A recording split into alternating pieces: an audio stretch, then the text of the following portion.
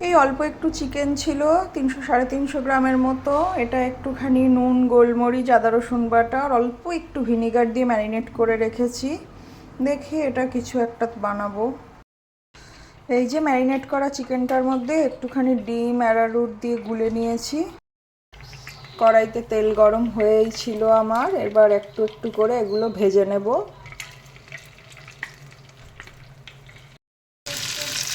এই যে চিকেনগুলো ভেজে নিচ্ছি। এই যে একটা সাইড একটু গোল্ডেন ব্রাউন হলে এগুলো উল্টে আবার অপর সাইডটা ভেজে নিচ্ছি লো টু মিডিয়াম ফ্লেমে।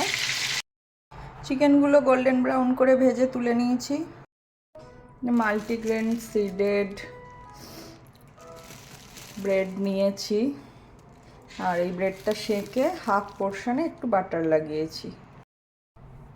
ফ্রাইড চিকেনগুলোকে একটু ছোট ছোট করে কেটে নিয়েছি, তারপর একটু অনিয়ন চপ করে নিয়েছি। আর এটা হচ্ছে লেটুস, বাঁধাকপির মতো দেখতে কিন্তু এটা লেটুস।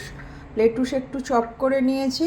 আর এই যে স্মোকি চিকপোলে সস নিয়ে এসেছি, এটা দিয়ে একটু মেখে নিলেই স্যান্ডউইচ পুর রেডি। বোলের মধ্যে সব দিয়েছি, এবার এটা একটু ভালো করে মিশিয়ে নিলেই স্যান্ডউইচের পুর রেডি হয়ে যাবে। পাউরুটির উপর পুরটা লাগিয়ে দিয়েছি। আপনারা চাইলে এর উপর চিজ স্লাইসও দিতে পারেন বা চিজ গ্রেট করে উপর পরের পাউরুটিটা দিয়ে দিলেই পারফেক্ট চিকেন স্যান্ডউইচ রেডি, এবং এটা খুব হেলদিও।